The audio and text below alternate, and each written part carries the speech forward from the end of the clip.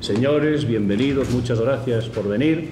Son ustedes muy amables, son ustedes muchos, son ustedes bastantes. Vamos a ver, será así. Repetimos, muy buenas tardes, señoras y señores. Sean ustedes bienvenidos a la sexta semana del Aula Popular García Rúa. En este día que vamos a presentar esto, el aula quiere agradecer su presencia. Vino desarrollando toda la semana unos actos impresionantes, diría yo. El viernes 25 hubo un recital poético de La Máscara, acerca del vivir, del poeta Nazim Hikmet. El lunes hubo una conferencia de Carlos Taibo, profesor de Ciencias Políticas de la Universidad de Madrid, Afganistán y la crisis mundial. El martes hubo una conferencia de Diosdado Toledano, trabajador de la SEAD, las luchas antiglobalización de Barcelona. El miércoles 30, conferencia de Mustafa Akal Anasen, antropólogo del Instituto de Estudios de Antropología de Granada, historia de un desencuentro. El jueves, ayer, vimos en el Teatro Jovellanos un espléndido recital de música andalusí, medieval, Mohamed el Aquel. Hoy viernes les tengo que presentar la conferencia de José Luis García Rúa, que se titula Un paso obligado, la fase militar de la globalización. Entonces, yo tengo que decir que muchos lo saben, otros no, yo soy cantante y no tengo muy buena memoria. Y las canciones suelen durar 3 minutos. Como suelen durar 3 minutos, yo voy a usar una plantilla de 2. Usaré 2 plantillas de 3, luego usaré 6 minutos para esta presentación. Y como comí pocas sardinas de pequeño, presentar a José Luis García Rúa a mí me resultaría un poco largo para la memoria, y lo voy a presentar con esta chuleta fantástica que tengo aquí, que es un sendero de lucha José Luis García Rúa en la Academia del Cura Sama, Gesto y Cras, del autor Leonardo Borque. Esto es una gran chuleta que recomiendo a todos la vayan masticando cuando puedan, porque aquí está mucho de lo que ustedes esperan de este hombre. Y la biografía pequeña y sintetizada dice así: estudió en Oviedo y Salamanca, fue adjunto del señor Tolívar y permaneció en Alemania como becario y lector de español los años 53, 55 y 56. Regresa a España en el 57 y se ocupa de dar clases particulares de latín y griego. Y en el año 59 alquila un sótano en la calle Cura de Sama, en Gijón, donde imparte enseñanza de cultura general, ayudado por algún amigo, incluso estudiantes, haciéndolo con carácter gratuito y por un encubierto deseo de divulgación cultural. Esto es peyorativo porque es un informe de la policía. Regentaba estos informes aquel tristemente célebre Claudio Ramos. Quiero decir con esto que escogí estos párrafos porque la biografía de José Luis García Rúa todos vosotros la conocéis sobradamente, mejor que yo, pero como el barrio de la Arena y es nuevo, y este local y es nuevo, casi clandestino, parece que empezamos otra vez. Y bueno, porque siempre hay algún vecino que no lo pueda conocer y así más o menos se va haciendo a la idea.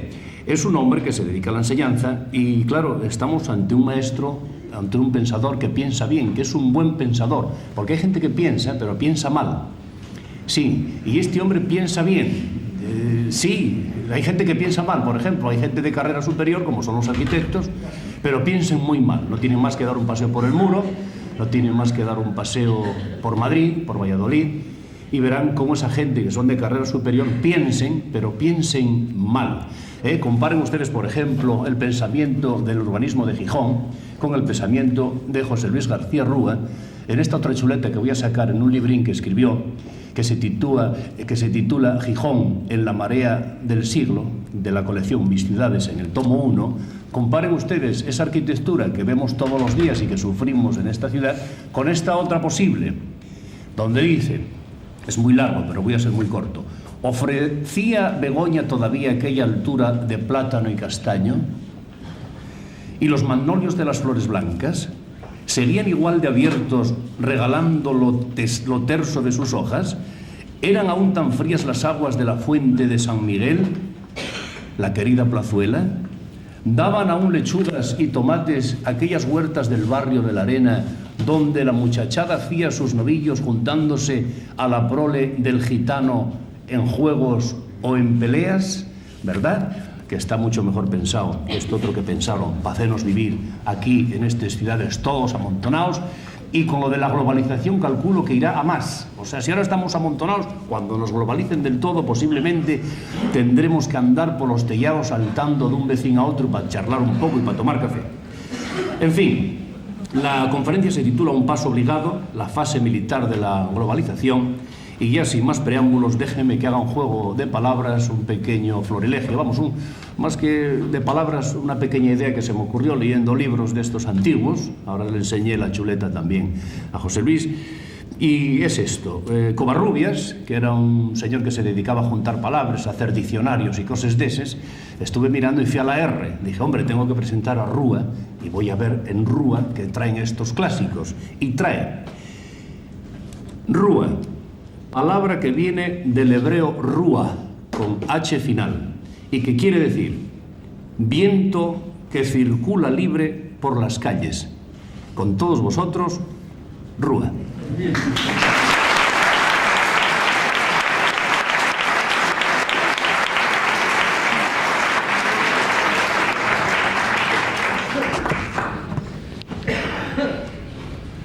Yo me encargo de esto. Bien, gracias al entrañable Jerónimo por la hermosa introducción, y ya sin más creo que tenemos que entrar en materia, porque me avisa él mismo que a las 10 menos cuarto nos van a desalojar, y yo quería en fin, tener un rato, aparte de la intervención mía, quería tener un rato de coloquio con ustedes, directo, y a ver si podemos dejar algo de tiempo para ello. Bien, y yo trataría de desarrollar un poco el tema en 6 apartados. El primero podía ser razones de la fase militar, el segundo se ocuparía del poderío de los Estados Unidos, el tercero sería dedicado a las guerras terroristas, el cuarto, los motivos económicos de la guerra de Afganistán, el quinto, imperialismo económico y desarrollo, cuál es el papel de Europa o cómo queda en este trance, en este capítulo, y un poco 2 palabras pensando o preguntándonos qué va a pasar en el futuro, a ver si podíamos un poco lanzar, predecir algo que nos pudiera ordenar y que nos pudiera, por lo menos, armar interiormente para ese futuro tenebroso que de manera inmediata nos puede esperar. En cuanto al primer capítulo, el de las razones de la fase militar, podemos empezar preguntándonos si es imaginable una situación de un cártel universal de carácter económico que por sí solo organizara toda la producción y distribución de la tierra. Y parece que esto no es inimaginable, parece más bien fácilmente imaginable. La pregunta por una política mundializada, donde desde un centro determinado se planteara la organización político-social de todo el mundo, es ya más difícilmente pensable, es hasta para algunos verdaderamente inimaginable. Podríamos preguntarnos por qué es imaginable ese cártel económico universal. En realidad porque en más de un 80% ya es una realidad sobre la Tierra. Las multinacionales y transnacionales están controlando más del 80% de la producción y de la distribución de los bienes de la Tierra, y tienen tal poder de presión sobre aquellas áreas que ofrecen alguna resistencia a este proceso globalizador, que en un momento determinado y casi de un día para otro pueden suscitar crisis enormes. Por ejemplo, la crisis hace pocos años del Extremo Oriente, la crisis en la que, en fin, los 4 tigres asiáticos fueron puestos en su sitio por las multinacionales, y le dijeron a cada uno el lugar que tenía que ocupar. Aquella crisis que afectó sobre todo a Corea, parcialmente a Japón, también tocó a China. En fin, la crisis de Extremo Oriente es una crisis que se pone, digamos, casi como ejemplar del poder de estas multinacionales en un momento determinado. Bueno, a lo que está pasando ahora en la Argentina, todos lo conocemos, todos lo sabemos, y no sucede a humo de pajas. En fin, tratan de disfrazarlo de corrupción de los políticos, que sin duda existe, pero esta corrupción de los políticos argentinos viene un poco facilitada y fomentada por las propias directrices del Fondo Monetario Internacional. O sea que hay economistas y analistas profundos de situaciones sociopolíticas que, estudiado este tema, plantean que el gran culpable de la situación argentina es el Fondo Monetario Internacional, y que precisamente se halla así por haber querido cumplir las previsiones, y más bien que las previsiones, los obligados cumplimientos a que le quería someter, a que le sigue queriendo someter el Fondo Monetario Internacional, porque parece que en la reunión de hoy, el segundo capítulo de Davos en Nueva York, se va a tratar precisamente la cuestión argentina. Bien, esta situación ocurre como muestras del gran poder. Advierte una diferencia de matiz con relación a lo ocurrido en finales del siglo pasado, en la primera parte de finales del siglo XIX, primera parte del siglo XX, donde el desarrollo de los trusts, de los cárteles, el desarrollo de la gran industria, de las grandes empresas, fue arrinconando y eliminando a la pequeña y mediana empresa. En este caso no se trata tanto de la destrucción, de la anulación o aniquilación de la pequeña y mediana empresa, sino de su satelitización, de su sometimiento a un papel subsidiario, a un papel auxiliar con referente a las grandes corporaciones. En esto el capitalismo aprendió una cosa, y es que en ese proceso, digamos, demoledor, que a finales del siglo XIX y principios del XX acabó con la pequeña y mediana industria, ocurría que los factores y grandes personas, a veces grandes emprendedores de estas empresas, pasaban al campo proletario directamente. No tenían otra solución que pasar al campo proletario. Pasar al campo proletario suponía para el capitalismo un perjuicio, puesto que el proletariado se presenta como el antídoto dialéctico del capitalismo. De manera que ahora lo piensan de otra manera. De otra manera pueden evitar este perjuicio, evitar que se engrose el campo del mundo obrero, del campo del mundo proletario. Y por otro lado, también económicamente les vale, porque pueden reducir a estas pequeñas y medianas empresas a un papel auxiliar, evitando que las grandes empresas tengan que detraer dividendos para realizar, digamos, tareas de carácter secundario. Naturalmente, todo esto sucede con una pérdida total y absoluta de dependencia económica por parte de la pequeña y mediana empresa. De esta manera, a título de esa subsidiariedad, a título del gran poder del centro, mantienen estas pequeñas y medianas empresas en el nuevo orden económico globalizado. La pregunta de por qué la segunda parte, por qué es inimaginable o por qué es difícilmente imaginable una situación, digamos, de globalización política o un poder político globalizado.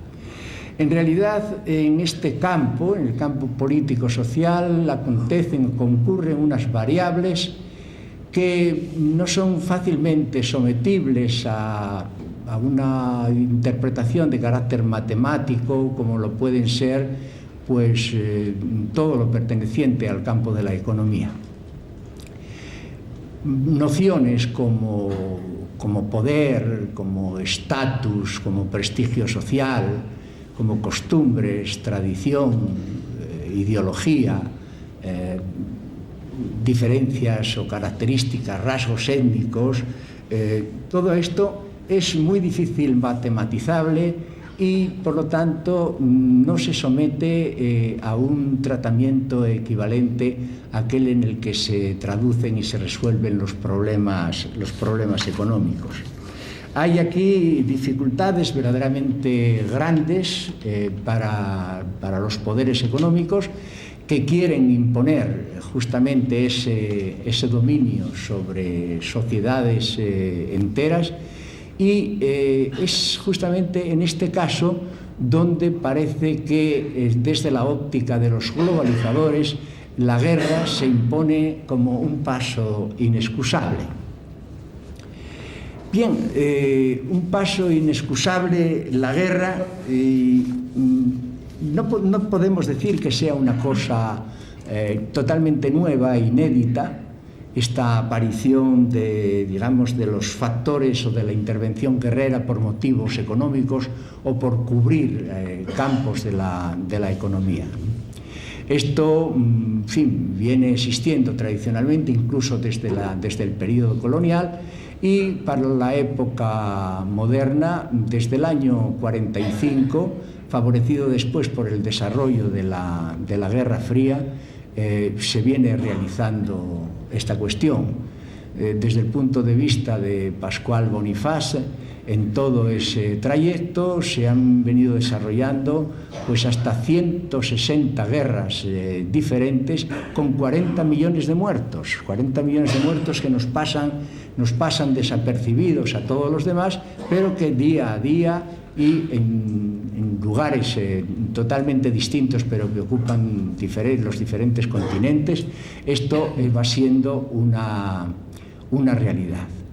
Esto se viene haciendo desde entonces y, sin embargo, hay una diferencia fundamental con el momento actual, porque diríamos que el empleo de la violencia guerrera, más que tener un carácter sistemático entonces, más que tener un carácter generalizado y programático, era de carácter concreto, de carácter local.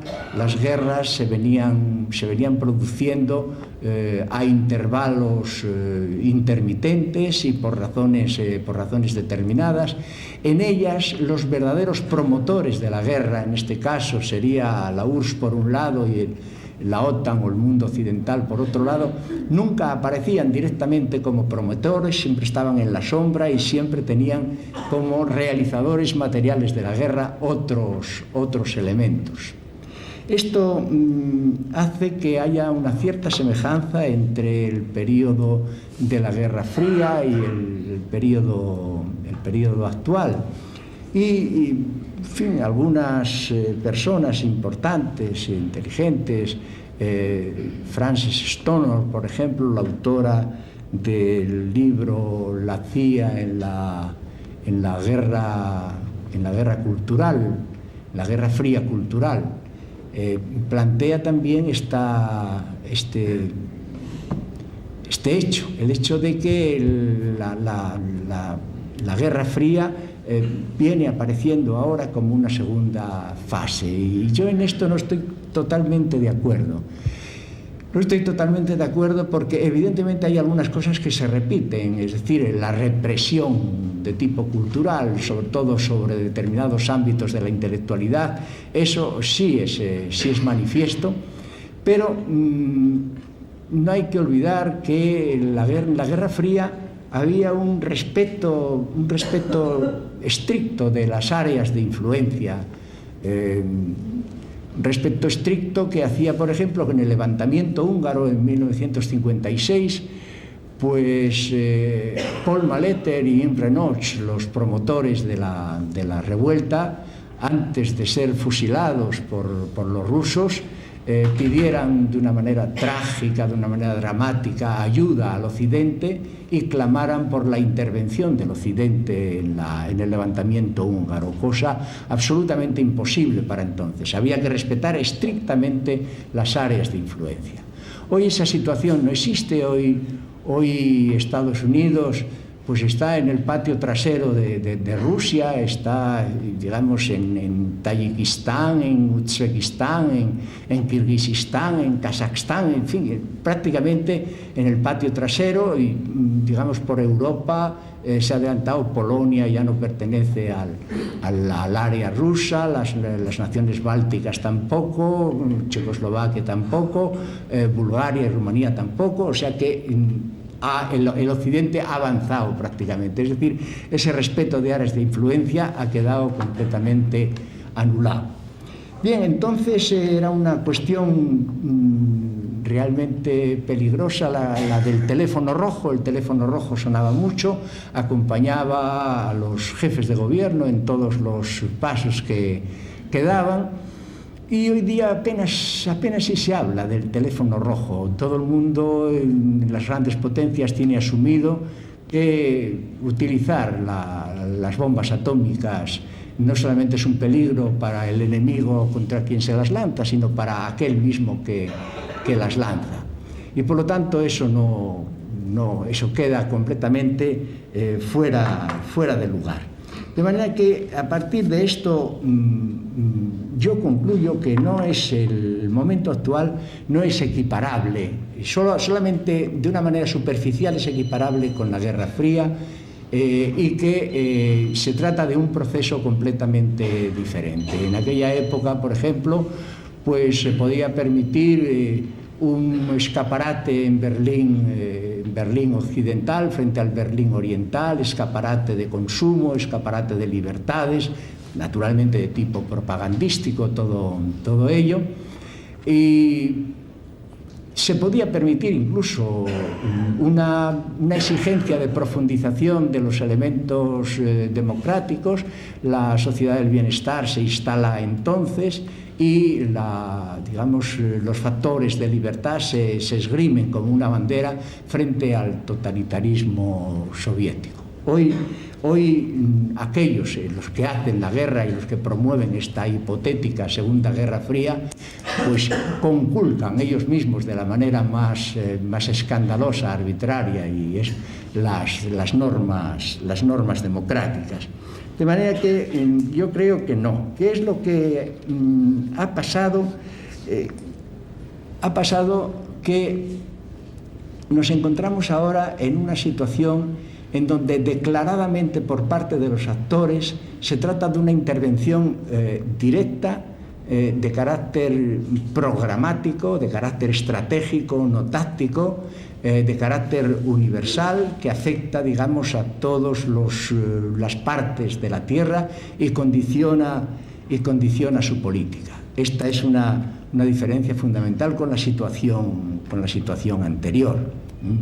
Ahora, lo que nos podemos preguntar es qué ha ocurrido para que se produjera este cambio sustancial, este cambio cualitativo, y yo no encuentro más explicación que la que siento como tesis, es decir, que la guerra, desde el punto de vista de las potencias globalizadoras, es un paso obligado para asegurar precisamente esta globalización.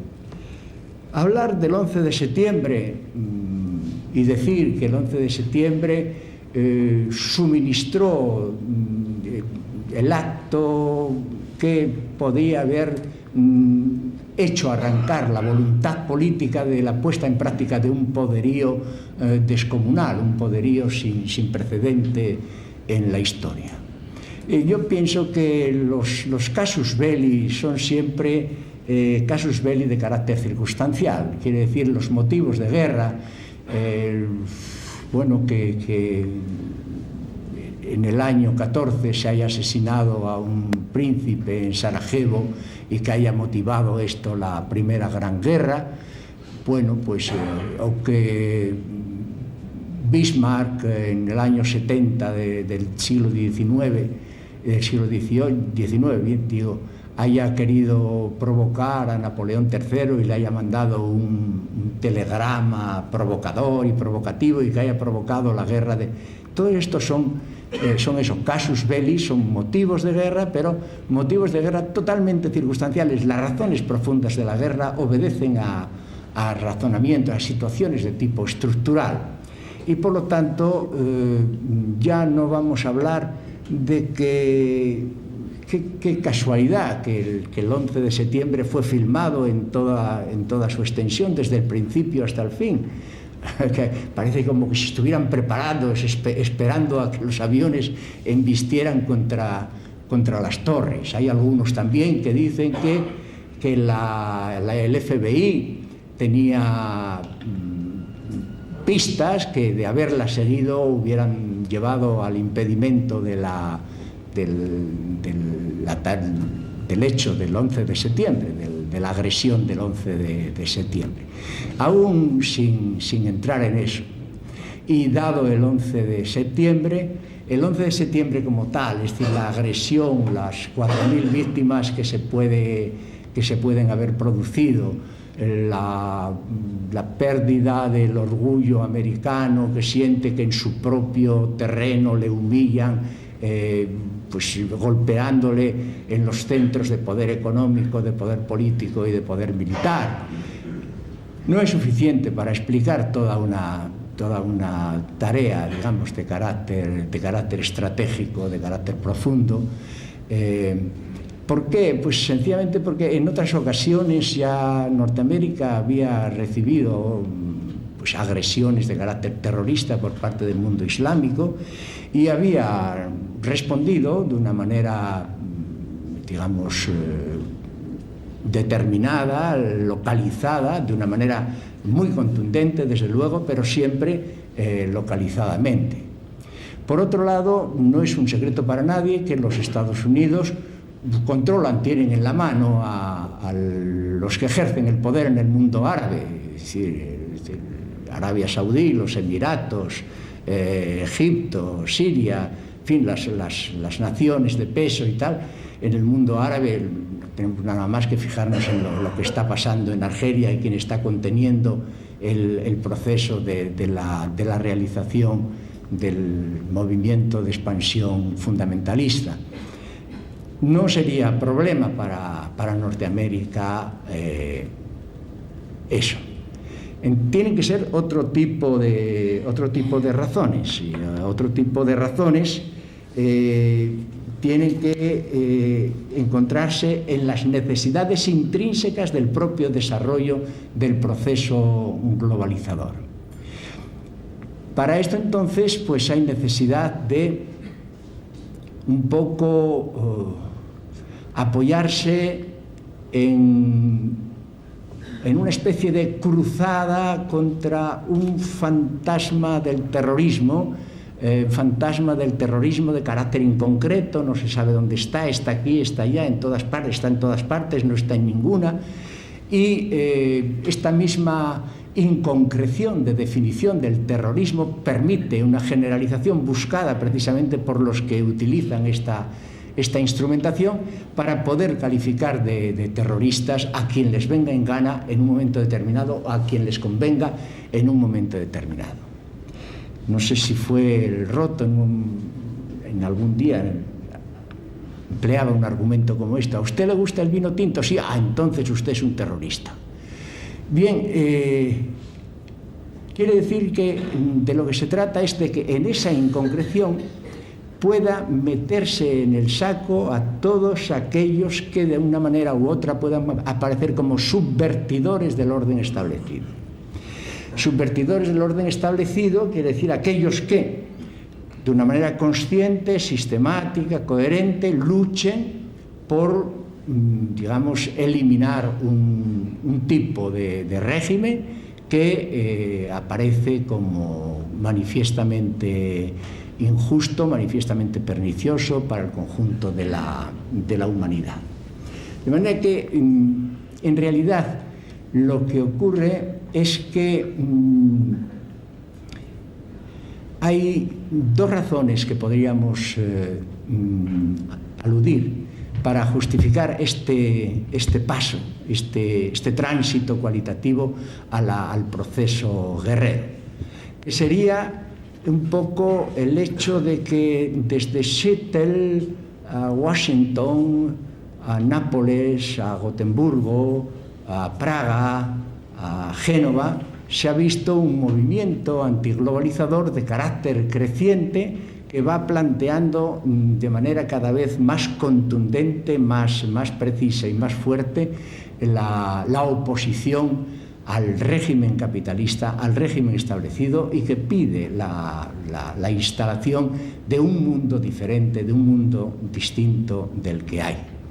Esto realmente ocurre además en un momento en el que se da una crisis económica realmente muy importante, crisis económica que por lo demás es bastante anterior al 11 de septiembre, crisis económica que era perfectamente conocida por los analistas oficiales americanos, y que, digamos, dada la gravedad de este proceso recesivo del que no se conocía parangón desde los años 30 del siglo XX, bueno, pues forzosamente los salarios van a disminuir, los licenciamientos en las empresas van a multiplicarse por muchísimos enteros, los recortes de las prestaciones sociales van a sufrir también, en fin, enormes amputaciones por parte de las patronales, y todo esto naturalmente va a producir una situación de descontento que se va a traducir necesariamente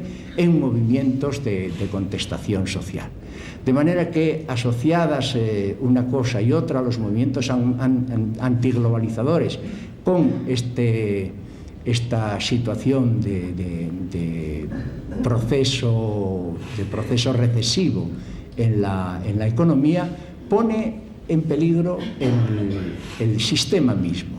Y este es el momento en el que el sistema, que va camino de la globalización y que entiende que frente a la globalización no hay alternativa, ellos emplean el argumento siempre, el argumento TINA contra los antiglobalizadores. TINA, there is not alternative, no hay alternativa. De manera que antes deja la Tierra de girar que pueda volver atrás el proceso globalizador.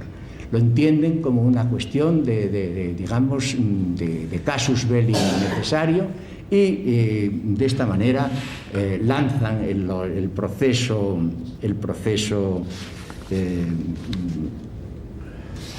bélico, en una palabra. Bien, dense cuenta de lo que se trata entonces es de disfrazar, digamos, lo que puede ser una lucha contra factores internos. Estamos hablando de factores internos, quiero decir que el movimiento antiglobalización, los movimientos del mundo proletario por la defensa de sus intereses, etcétera, etcétera, son movimientos que nacen dentro del propio sistema proletario.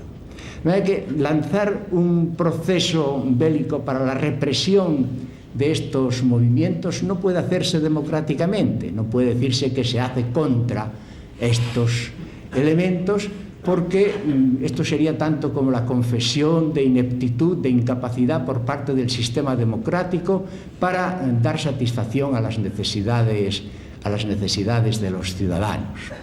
Pero es un hecho que sí, no solamente la bobaliconería del ministro Rajoy puede haber hablado en su día, en el mismo 11 de septiembre, equiparó de hecho a los participantes en los movimientos antiglobalización con los terroristas del tipo del 11 de septiembre, etcétera, etcétera, etcétera. Sin más explicación, sin otro, el proceso bélico, no como una acción fortuita, sino como un proceso que está perfectamente enraizado y perfectamente justificado por el movimiento de globalización.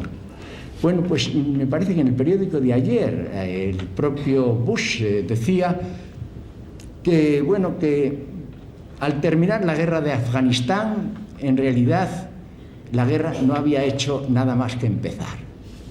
Y él vaticina una guerra de 30 o de 50 años. Una guerra de 30 o de 50 años se supone que es una guerra camino del dominio universal. Es decir, que en esa inconcreción de donde se da, de esa inconcreción del enemigo, hay que ir descubriendo precisamente dónde está el enemigo. Parece que ayer mismo había descubierto tres puntos que era, él rememoraba el eje Berlín-Roma-Tokio y decía que esto era un nuevo eje, y en este nuevo eje metía a Irak, Irán y Corea del Norte. Tres países que no tienen en absoluto nada que ver entre sí, donde dos de ellos, precisamente Irak e Irán, tuvieron una guerra muerte hace no muchos años. O sea que simplemente dice tres, como señalando tres objetivos, y parece ser que los objetivos son justamente aquellos países, aquellos movimientos, aquellos grupos que no se sometan a la planificación de la globalización. Esta sería la razón de fondo. Bien, otra cuestión es desde qué fuerza propone Norteamérica esto. Pues bien, el poderío económico y militar de Estados Unidos es un poderío inédito en la historia. La historia ha conocido pues el imperio de Alejandro Magno, el imperio romano, ha conocido pues el imperio de Carlomagno, ha conocido el imperio español, el imperio británico, ha conocido muchos imperios. Parece que la noción de imperio en el occidente es algo que es una idea de que el mundo gobernado en su conjunto ofrece más dividendos al gobernante que los otros. Pero en ninguno de estos casos de dominio universal se puede exhibir una fuerza comparativa, un poder comparativo como el que Norteamérica puede exhibir hoy. No hay maquinaria militar en el mundo hoy que pueda oponerse a la maquinaria militar americana. Y por otro lado tiene tal poder de destrucción que podría imponer una ruptura económica y social sobre cualquier país. Bien, todo esto va teniendo unos matices determinados que adquieren progresivamente un carácter bélico, un carácter totalitario, y que va perdiendo descaradamente y sin ambajes lo que puedan ser signos de democracia formal, ¿no? En 1954 el Tribunal Supremo, la Cámara de Representantes, el Congreso, pues acepta, por un lado, que a la fórmula de juramento se le añada una nación bajo el poder de Dios.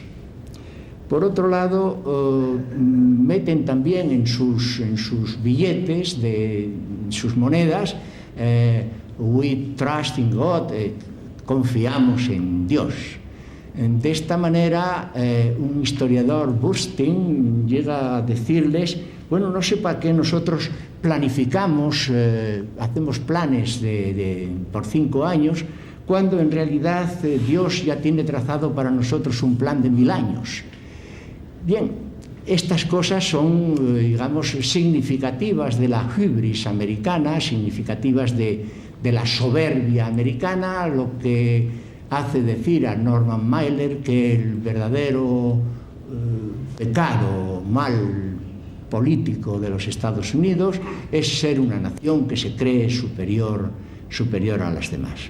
Y dentro de ellas el factor dinero. Hace muy poco tiempo el Tribunal Supremo ha decidido que el dinero que se emplea para la elección de candidatos para la defensa de intereses privados y comerciales es un dinero justificado dentro de la libertad de expresión. Esto quiere decir entonces que si una democracia formal se define como un conjunto de seres iguales, seres sociales iguales, con los mismos derechos, etcétera, etcétera, este planteamiento, esta subida del papel del dinero, del papel activo del dinero en la política, convierte a esa democracia abiertamente en una plutocracia. Es decir, aquel que tiene dinero puede realizar, puede hacer elegir a quien quiere, puede defender los intereses privados que quiere, etcétera, etcétera. De manera que esto cambia ya completamente la situación. Bien, hay una pregunta que se hacen los analistas y es si para esta especie de programa imperialista de carácter general Norteamérica tiene un bagaje cultural acompañante, porque es hecho que todos los imperios que han sido, pues han ido acompañados de un proceso de culturización, la romanización, por ejemplo, de las colonias romanas, la helenización de los bárbaros en el imperio de Alejandro, la hispanización del mundo de América Latina por parte de España, etcétera, etcétera. Esto, la pregunta es si en la actualidad el panorama americano ofrece este bagaje cultural suficiente para eso. Y parece ser que el panorama cultural americano en la actualidad es bastante pobre. Así como de los años 45 a los años 60 sí hubo un impulso cultural importante en Norteamérica. El movimiento anti-Vietnam fue más fuerte en América que en otros sitios. El movimiento hippie, el movimiento beatnik, fueron movimientos que, digamos, entraron en las arterias de la circulación sanguínea internacional.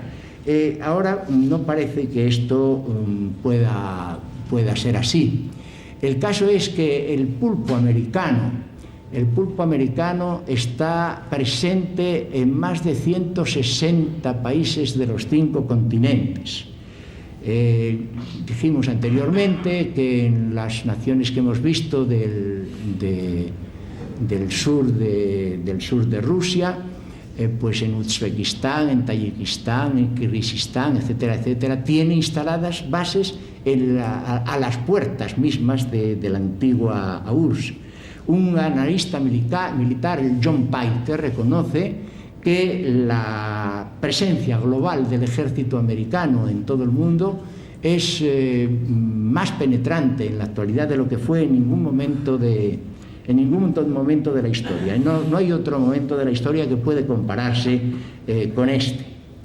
Bien, esto, a partir de aquí, Bush puede perfectamente decir que la guerra va a ser una guerra larga, una guerra de 30, 40 o 50 años, porque en realidad ocultan los verdaderos motivos de la guerra, la verdadera finalidad de la guerra. No puede decirse. Ahora hablaremos también, digamos, del papel que está jugando en todo este proceso el oscurantismo, la negritud o la opacidad respecto a la información y a la comunicación. Bien, respecto a esto, repito que hay ciertas connivencias con algún aspecto de la Guerra Fría, no con la totalidad del proceso Guerra Fría, sino con algún aspecto, los aspectos represivos de la Guerra Fría, ¿no? Bien, en este caso es donde, por ejemplo, vuelve a incidir el factor dinero. Whitaker, Chambers, por ejemplo, uno que pasó por ser uno de los informadores más importantes en su tiempo de Norteamérica, hombre que procedía de la izquierda, que pasó al campo de la derecha, al campo de McCarthy concretamente, y que llevó la desgracia a muchos hogares de intelectuales americanos que resultaron denunciados de esta manera. Este hombre recibió por estos trabajos la cantidad de $75,000, lo que le hace decir a André Malraux de él, dice: usted es uno de los que no volvieron del infierno con las manos vacías. y naturalmente el capital juega todo este papel, toda esta comedia o esta tragedia, como se vea. Bien, aquí vimos también a hombres importantes, a John Ford, nada menos, a John Wayne, por ejemplo, lanzar poco la consigna del militant o la militant liberty, que realmente era, digamos, un instrumento de caza de brujas empleado por McCarthy. Hay un cineasta importante, Eric Johnston, que llega a decir que no se harán nunca más películas del tipo Uvas de la ira ni La ruta del tabaco. Es decir, que cualquier película que sonara a disidencia social, a confrontación social, a reivindicación social, a horizonte de liberación, etcétera, quedaba completamente anulado.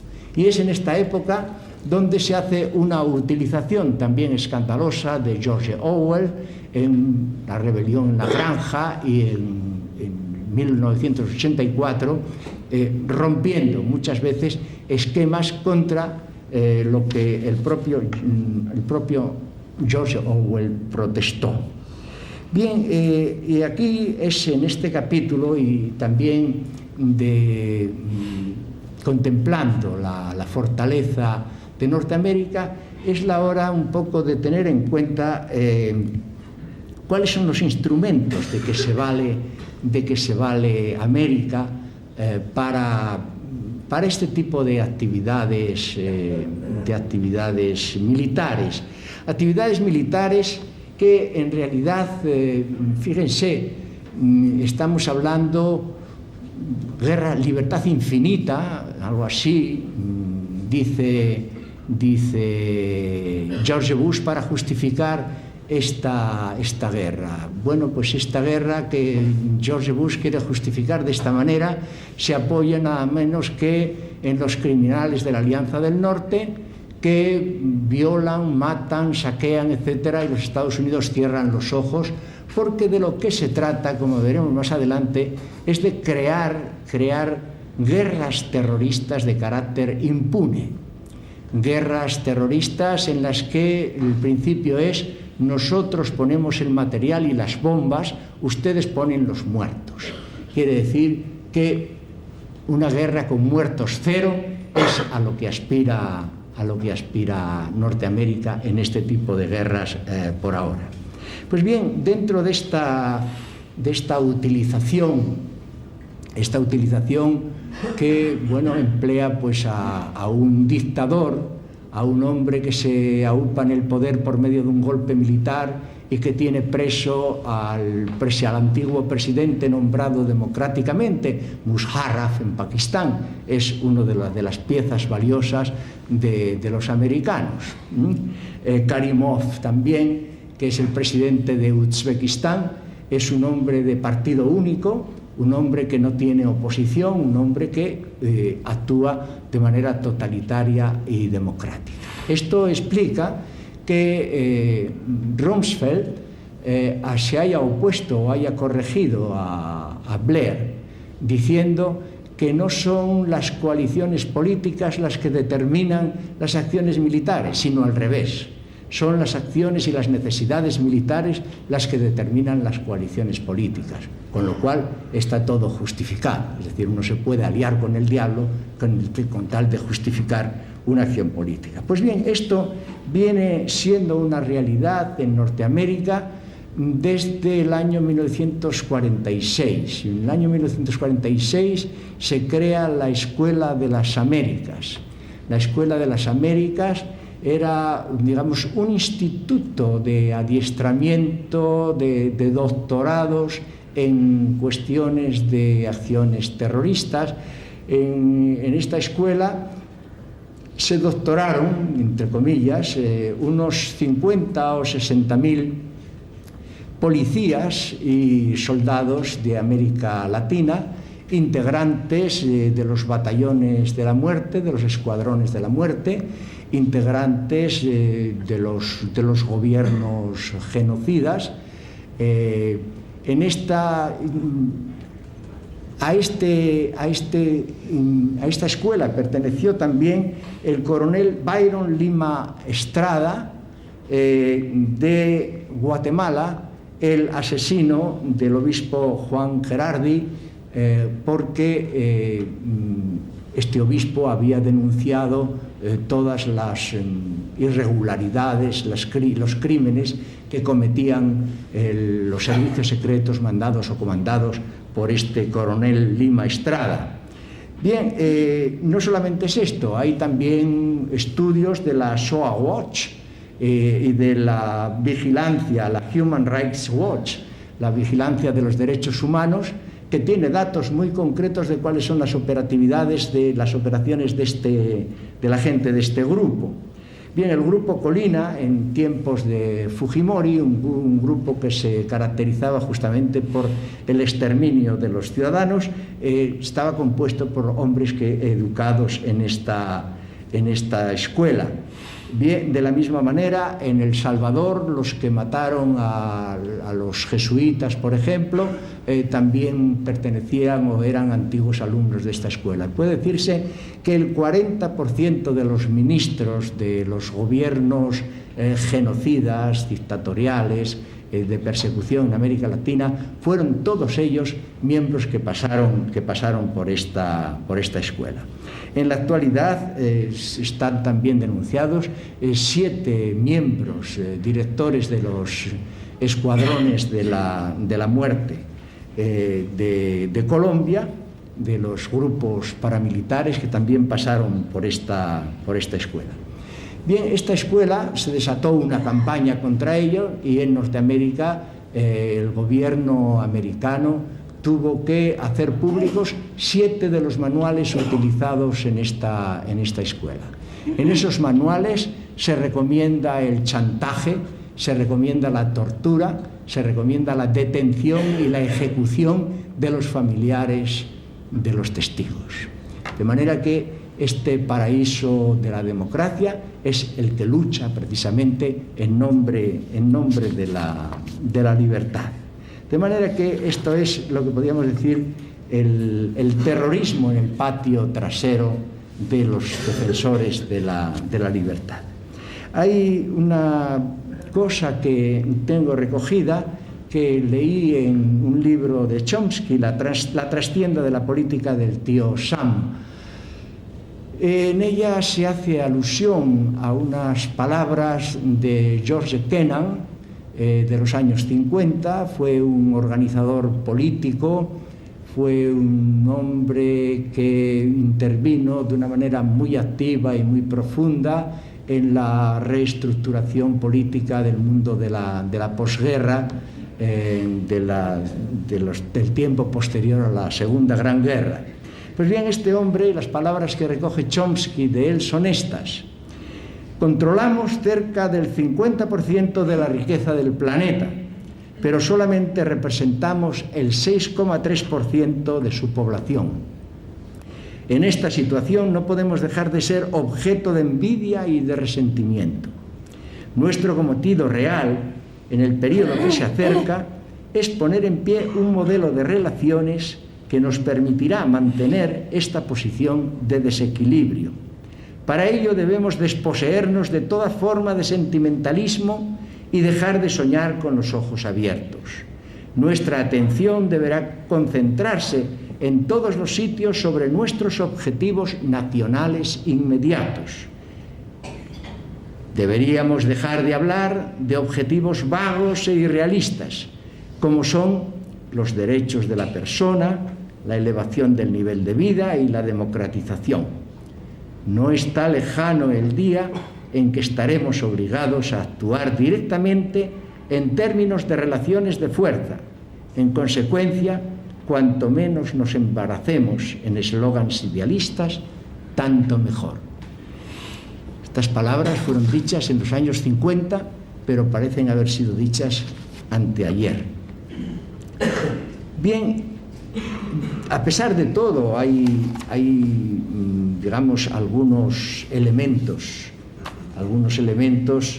que luchan por la justicia, incluso dentro de la inteligencia americana. Hombres como Chomsky, hombres como Petras, bien, hombres como incluso Jeremy Rifkin, que dice que tenemos ahora una oportunidad de reglobalizar el mundo de abajo arriba. Dice también que hay que repensar el mundo como un todo y amenaza, dice también que el 80% de la población está al margen de los beneficios del capitalismo. Y da otro dato escalofriante también. Dice que las 356 personas más ricas del mundo igualan los ingresos del 40% de la humanidad. Es decir, igualan los ingresos de 2.400 millones de personas. De manera que los datos son escalofriantes y realmente no es en absoluto raro, ni mucho menos, que la gente, la mínima sensibilidad de la gente, reaccione frente a injusticias tan manifiestas. Birnbaum, por ejemplo, es más radical en este caso que Jeremy Rifkin y habla de lo que son los medios de comunicación en la actualidad en Norteamérica. Dice, las cadenas de televisión en USA se han convertido en estaciones de repetición y propaganda al servicio del imperio. Pues bien, con estos materiales, Norteamérica, por boca de Bush, declara la guerra.